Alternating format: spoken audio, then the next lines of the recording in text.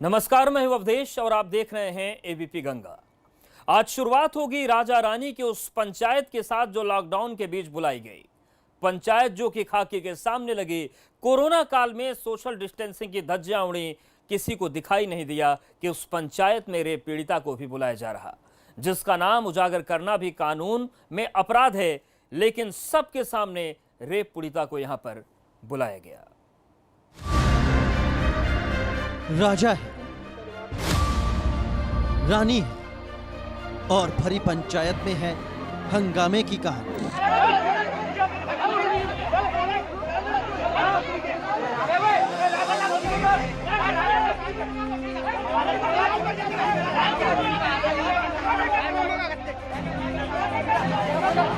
Corona काल में जारी लॉकडाउन के बीच बैठी ये पंचायत देखिए, और देखिए पंचायत में राजा और रानी की जोड़ी को।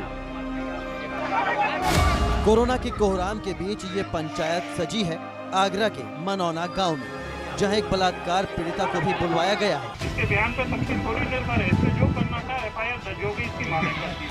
अब आपका काम है, आप नहीं कर रहे हैं, ये बात अलग है। एक तो रेप जैसा दर्दनाक जख्म, उस पर भरी पंचायत में उन जख्मों को सबके सामने कुरेदना।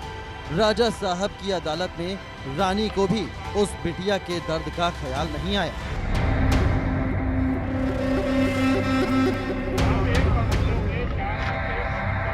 कानून भी रेप पीड़िता की जानकारी उजागर करने की इजाजत नहीं देता। उस पर आगरा के मनौना में राजा रानी पूरे गांव में दरबार लगाकर बैठे थे। रेप पीड़िता को भी बुलाया और हंगामा भी मचाया।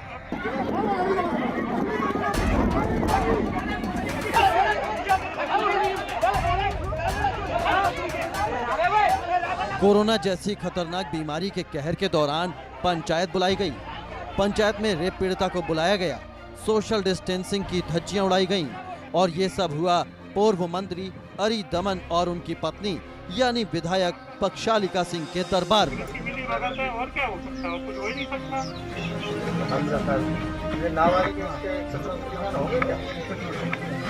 नहीं, नाबालिग 64 नहीं है, सुप्रीम कोर्ट की बयान ही पर्याप्त होता है। आप इससे पूछें कौन सा नाम है, वो तो रिकॉर्डिंग करके आपको मालूम है, आप लोग ने रिकॉर्डिंग करके रखे आप बच्चों को बचाने के लिए। ये क्या रिकॉर्ड करके ये क्या बताएगी, आपका काम है। आरोप है कि उससे उस पंचायत में सवाल जवाब हुए और रेप पीड़िता पर बनाया गया बयान वापस लेने का दबाव, और यही वजह है कि राजा साहब की पंचायत अब सुर्खियों में है। लेकिन इस पूरे मामले में राजा साहब की सफाई जानना भी बेहद जरूरी है। और क्या हो सकता है, कुछ हो ही नहीं सकता। आगरा के मनौना में हुई ये पंचायत अब सुर्खियों में है। वजह है वो आरोप जो इस पंचायत के बाद राजा अरिदमन सिंह और रानी पक्षालिका सिंह पर लग रहे हैं। आइए पहले पूरे मामले की जड़ को समझिए और जानिए क्यों राजा रानी की ये पंचायत सुर्खियों में है। दरअसल लॉकडाउन में पूर्व मंत्री राजा अरिदमन सिंह और उनकी पत्नी विधायक रानी पक्षालिका सिंह पर गंभीर आरोप लगाए हैं। मनौना गांव की एक रेप पीड़िता ने। पीड़िता का आरोप है कि राजा अरिदमन सिंह ने उस पर अपने बयान को वापस लेने का दबाव बनाया है। आरोप है कि राजा रानी ने गांव में पंचायत लगाई और रेप पीड़िता को बुलाया, इसके साथ ही उस पर अपने बयान को वापस लेने का दबाव बनाया। पिनहाट के मनौना गांव में एक युवती के साथ, नाबालिग युवती के साथ दुष्कर्म हुआ था।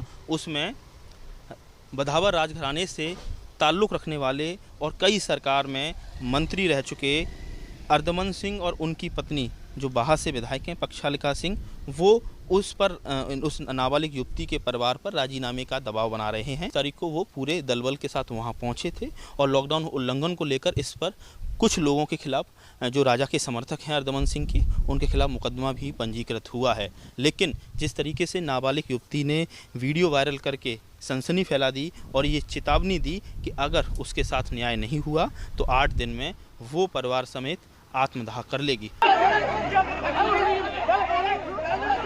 इसी पंचायत के दौरान पीड़ित परिवार के एक व्यक्ति की ओर से वीडियो बनाने पर जबरदस्त बवाल भी देखने को मिला और हो हंगामे के साथ जबरदस्त मारपीट भी हुई। बाद में कई थानों की फोर्स पहुंची, जिस वक्त पूर्व मंत्री अरिदमन सिंह और उनकी पत्नी पक्षालिका सिंह मनौना गांव पहुंचे, तो वहीं क्षेत्राधिकारी पिनाहट हरीश चंद्र टमटा को भी उन्होंने मौके पर बुला लिया। तस्वीरों में आप साफ देख सकते हैं कि लॉकडाउन के वक्त राजा साहब की पंचायत में सीओ साहब भी हाजिरी लगा रहे हैं। नाबालिग पीड़ित युवती ने आरोप लगाया कि 20 से 25 गाड़ियों में राजा के साथ लोग यहां आए और उन्होंने दबाव डाला कि राजीनामा कर लो, नहीं तो गांव में रहने नहीं देंगे।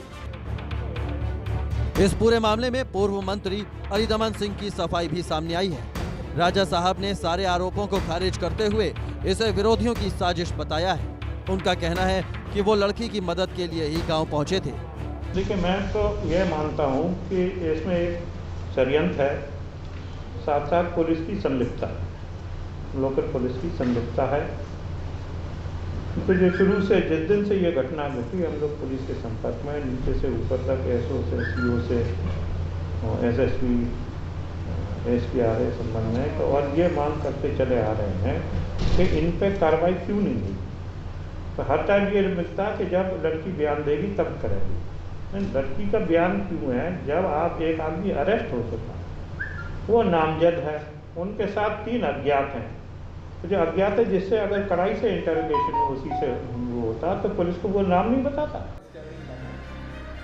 वहीं बाहर से विधायक पक्षालिका सिंह का बयान भी राजा साहब के जैसा ही है।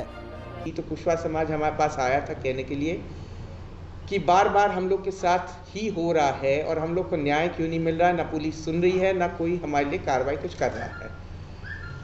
तो एक घटना में तो हमारी बात होके उसमें कार्रवाई हो रही थी, और जब इतने वो पीड़ित थे तो हमने उनसे कहा कि हमारे साथ आप लोग कल आगरा आइए, मैं एडीजी साहब से टाइम लूँगी और आप अपनी पीड़ा उनके सामने रखिए।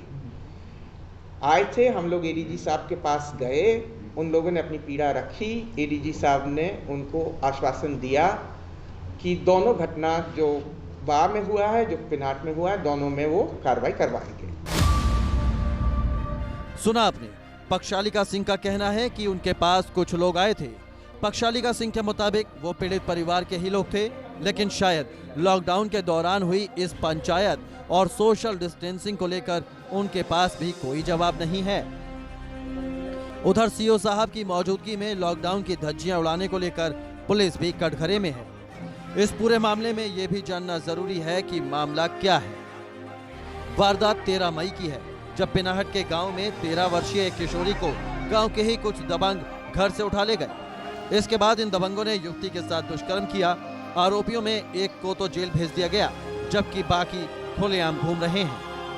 देखिए, ये पिनहट के गांव में जो घटना हुई थी और उसके बाद एक झगड़े की बात आई थी, उसी क्रम में आज यहाँ परिवार वालों से मिलने के लिए मैं आया हूँ। सभी लोगों से अलग अलग बात की है। थोड़ी सी असुरक्षा के भाव इन्होंने व्यक्त किए थे, जिसके संबंध में पूर्व से ही यहाँ 24 घंटे की ड्यूटी भी लगा दी गई है। उनकी जो समस्याएं हैं उनको भी देख लिया गया है। जो मुकदमा पंजीकृत है उसमें एक व्यक्ति जिनको नामजद किया गया था उसे गिरफ्तार कर जेल भेज दिया गया है। अन्य अभियुक्तों की पूरी छानबीन चल रही है और जो भी तथ्य प्रकाश में आएंगे उसके आधार पर आगे की कार्रवाई होगी।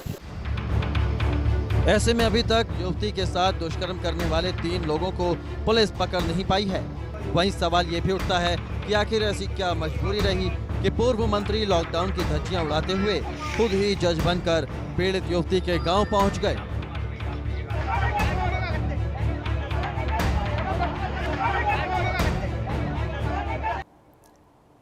लॉकडाउन 4 में थोड़ी सी राहत क्या मिली? लोग तो सोशल डिस्टेंसिंग को भूल बैठे, घर से बाहर निकलकर राहत को आफत में तब्दील कर रहे हैं। अब सवाल उन लोगों से है जो कोरोना के खतरे को हल्के में ले रहे हैं, क्योंकि शायद इन्हें नहीं मालूम कि कोरोना किसी का सगा नहीं। इसीलिए जरूरी है कि बाजारों में जाते वक्त सोशल डिस्टेंसिंग का पूरा ध्यान रखा जाए।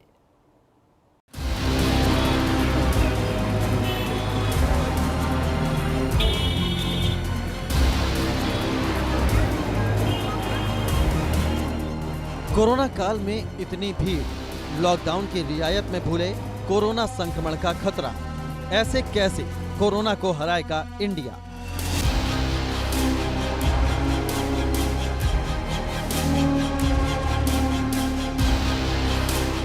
लॉकडाउन के चौथे चरण में थोड़ी रियायत क्या मिली, लोग तो जैसे कोरोना के कहर को भुला बैठे। ये लोग नहीं जानते कि बाजारों में इतनी भीड़ कोरोना काल में कितनी खतरनाक साबित हो सकती है।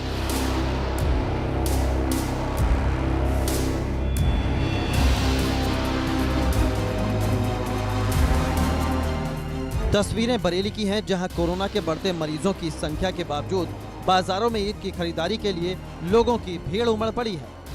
इतना ही नहीं, बाजारों में सोशल डिस्टेंसिंग की धज्जियां उड़ाई जा रही हैं।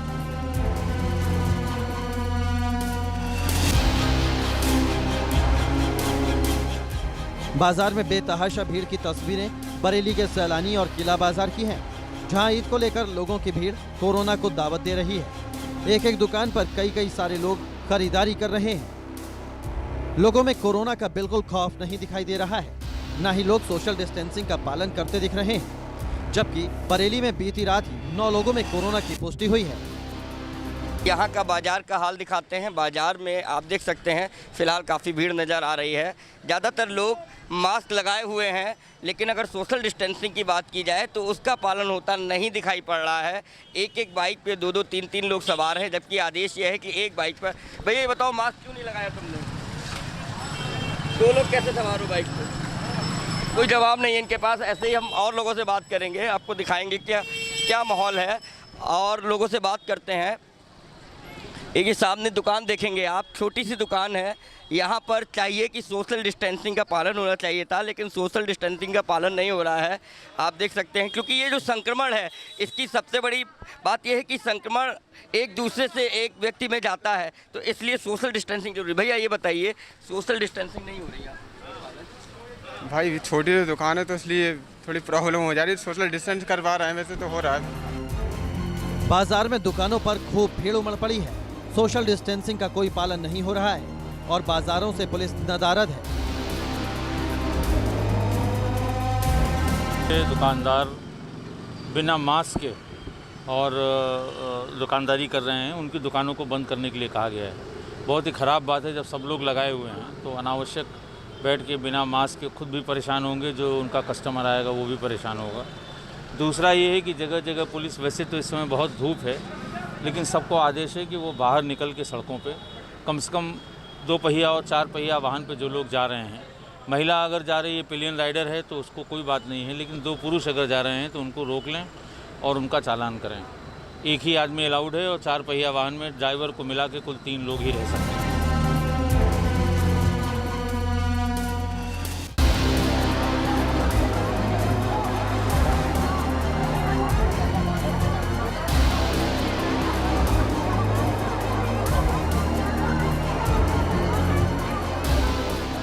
उत्तर प्रदेश के मुरादाबाद में गरीबों को राहत सामग्री बांटने के नाम पर समाजवादी पार्टी के विधायक ने अपने आवास के बाहर सैकड़ों लोगों की भीड़ जमा कर ली, और जब भीड़ बेकाबू हो गई तो पुलिस को बुलाना पड़ा।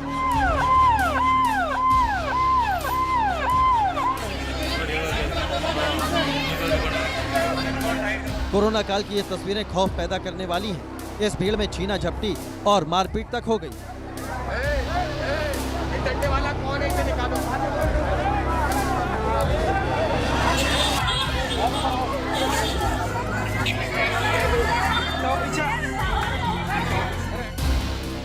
विधायक हाजी इकराम कुरैशी के घर के बाहर कोरोना संकट काल में सोशल डिस्टेंसिंग की धज्जियां उड़ाई गईं, और जब मीडिया कर्मियों ने विधायक और पुलिस से इस पर सवाल किया तो दोनों मीडिया को धमकाने लगे। इलाके के पुलिस इंस्पेक्टर ने तो अपनी नाकामी छिपाने के लिए मीडिया वालों को ही उल्टा सीधा कह दिया। ये सब कुछ हुआ मुरादाबाद के हॉट स्पॉट थाना इलाके गल शहीद के बूढ़े के चौराहे पर, जहां मुरादाबाद देहात के सपा विधायक हाजी इकराम कुरैशी का आवास है। ये कह सकते हैं कि आप लोग जाएं। गाइड करना सर, क्या मामला है? इतनी भीड़ लगी हुई है।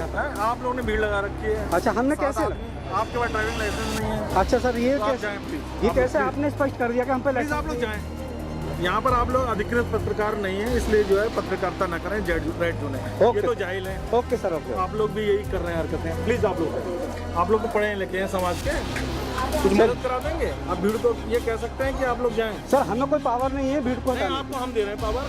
क्या पावर दे रहे हैं? लिख कर दीजिए, हम कुछ बात हटा दें। नहीं सर, लिख के दीजिए, हम किसी से बात करेंगे हाथ जोड़ के। ऐसा नहीं करेंगे, आप जाओ, हमारे बात नहीं। ये मेरे यहाँ हर साल जुम्मतुल अलविदा पर होता चला आया है मेरे वालिद के ज़माने से। उसी तरह से भीड़ इकट्ठी होती थी और उसी तरह ये आ गए हैं। मैं सोशल डिस्टेंस कर रहा हूँ। लगभग कितने लोग यहाँ क्या कहना चाहेंगे उस पर? अब ये भीड़ है, आ रही है तो क्या करूँ? नहीं, सोशल डिस्टेंसिंग की कोई भी इसमें नहीं हो रहा है ना। आप बनवा दो सोशल डिस्टेंसिंग। नहीं, लगभग कितने लोग यहाँ एकत्रित अब हुए मैं हैं? ये मेरे यहाँ परंपरागत तरीके से हमेशा से होता चला आया। इस तरह का ज़कात देना धर्म में आया हुआ है, कितना शिफा मिलता है उससे? कुछ पता नहीं,